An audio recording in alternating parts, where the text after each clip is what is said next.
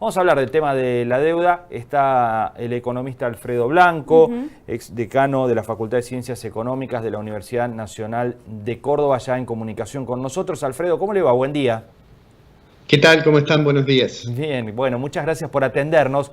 Bueno, primero, ¿cómo ve esta cuestión de la deuda de Buenos Aires? Parece una cifra muy pequeña. Algunos creen que es parte de una estrategia coordinada con la nación. ¿Qué mirada le merece esto? Bueno, obviamente son conjeturas. Lo único que se conoce es la solicitada en la cual el gobierno de la provincia de Buenos Aires expresó de que no puede cumplir con el compromiso de este título, ¿no? Digamos, hay dos o tres cosas que habría, me parece, que aclarar. En realidad, por ahora lo que ha hecho es decir, vamos a intentar el consentimiento de una de las 3/4 partes de los tenedores de título, es decir, si yo logro el consentimiento, es decir, que voluntariamente acepten diferir el pago del principal, que es el capital, a mayo, eso se transforma en obligatorio para el resto. Por ahora, digamos, esto es lo que ha dicho el gobierno. Ahora, los interrogantes y las conjeturas son varias, digamos. La primera es si esto fue coordinado con la nación o no, o la nación le dijo al principio que iba a atender, a acompañar a la provincia, y después Guzmán el fin de semana dijo que no le iba a dar recursos para atender esta obligación, y que entonces surgió esta opción. Digo, esta información no la podemos tener, como no podemos tener la información si no forma parte simplemente de una estrategia de sentarse a negociar de manera un poco más dura con sus acreedores, porque tal como lo decías recién, el monto no parece significativo para la provincia de Buenos Aires, mucho menos para la nación. En la ley de emergencia le autorizaron al gobierno a emitir una letra intransferible por casi 5.000 millones de dólares, que le va a entregar al Banco Central y a cambio de eso recibir los dólares para pagar deuda. O sea que me parece que eso no explica, digamos, no está muy bien explicado por qué razón lo hacen.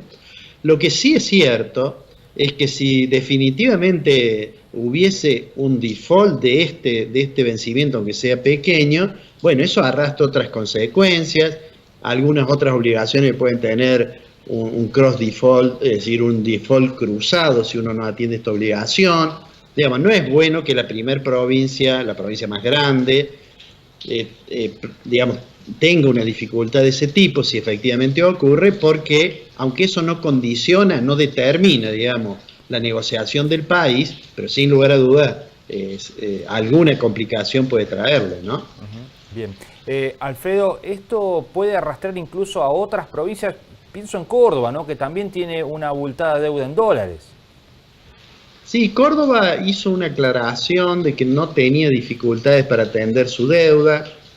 De hecho, cuando uno mira cómo evolucionaron los títulos de las provincias, bueno, todas sienten la caída como consecuencia, porque cuando surgió el anuncio de que la nación no lo iba a acompañar a Buenos Aires para que pagar este vencimiento, en realidad este título, que es este BP21, que digamos, fue emitido en su momento por el gobernador Scioli, bueno, eso hizo que cayera, el título cayó, si no me infiel la memoria, algo así como 8,8 o 9 puntos la cotización.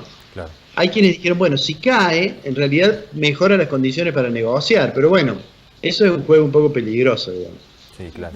Alfredo, Fernanda lo saluda, buen día. ¿Cómo estás? Bien, muy bien. Bueno, le quería preguntar, ¿esta reestructuración de la deuda es necesaria? ¿Se tiene que realizar? ¿Se va a llevar a cabo después de estas negociaciones? Pero también, digamos, la Argentina necesita acceder a algún nuevo financiamiento para poner en marcha inversiones como, por ejemplo, Vaca Muerta, y por ahí los tiempos apremian para que la Argentina empiece a generar ese dinero genuino propio. ¿Cómo va, de dónde vamos a poder obtener esto, digamos, cuando estamos renegociando una deuda con el Fondo Monetario Internacional? Bueno, sin lugar a duda Argentina tiene que resolver el problema del sector externo, no tiene mucho tiempo para resolver el problema de la deuda, porque el calendario de vencimientos a partir de abril lo pondría en una situación complicada. Mi impresión es que el fondo va a estar dispuesto a acompañar a Argentina. De hecho, hubo un comunicado en ese sentido. Es porque además el grado de exposición del fondo en Argentina, por la magnitud del crédito que le dio, es muy importante. Digo, es probable que en algún momento el gobierno vuelva a pensar en si fue una buena idea decir que no iba a pedir los últimos desembolsos del fondo, porque de hecho, si le va a presentar al fondo un calendario de metas en las cuales el sendero fiscal es camino al equilibrio fiscal, que era lo que en todo caso pide el fondo, bueno, probablemente piense, bueno, si lo vamos a hacer, ¿cuál es la razón por la cual no vamos a usar los recursos del fondo, que en términos del costo financiero generalmente es claramente más favorable que tomarlo en el mercado? Claro. Pero digamos, los pasos para Argentina son renegociar la deuda rápidamente, arreglar con el fondo para no tener cerrado los mercados. Lo peor que le podría pasar a la Argentina es que caiga en default. Por ahora el gobierno sigue pagando, pero la propuesta que teóricamente el gobierno, digo teóricamente porque no está explicitada en ningún lado, pero que teóricamente le va a llevar a los acreedores, es decir, mire, vamos a tratar de diferir el pago del principal, es decir, del capital y de los intereses, por lo menos 2 años, y para eso le van a presentar números que muestren que de acá a 2 años le vamos a pagar, para lo cual la cuestión fiscal pasa a ser central. Y si el gobierno va a seguir un sendero hacia el equilibrio fiscal, pienso que en algún momento el gobierno va a reanalizar o va a pensar si fue correcta esta decisión de decir no voy a aceptar más los desembolsos del fondo, porque supuestamente eso nos condicionaba para un ajuste fiscal muy severo. Si van a hacer el ajuste fiscal, probablemente tendrían que repensar esa decisión. ¿Usted cree que no hay muchas otras alternativas, por lo que dice?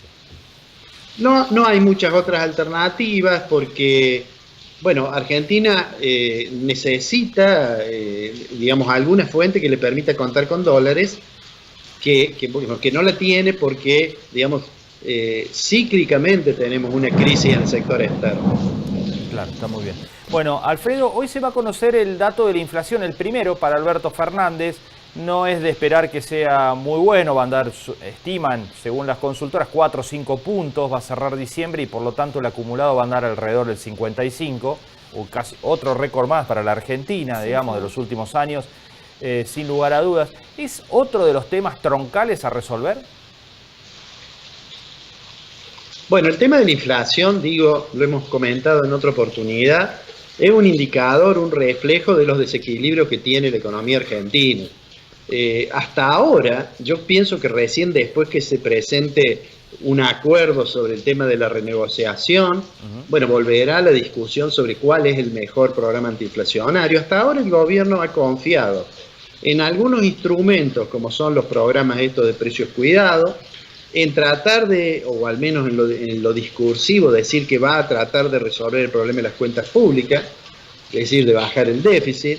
Lo que sucede es que la inflación tiene algunos componentes complicados. Si uno mira de acá los próximos 2 meses, después que se conozca este dato que, tal como decías, nos ubica en la tercera inflación del mundo, la primera debe ser Venezuela y la segunda debe ser Sudán, pero después que se conozca eso, me da la impresión que el componente inercial de la inflación, es decir, aquella parte de la inflación que está ya incorporada en ciertos acuerdos, el gobierno va a tratar de desmontar eso, lo ha hecho con el tema de los jubilados claramente, pero hay muchas presiones inerciales. Y además, en febrero, es decir, el mes que viene, si uno mira hoy cómo evoluciona la cantidad de dinero en la economía, hoy la cantidad de dinero que tiene la economía, la base monetaria, es aproximadamente 1.7 billones. Y eso es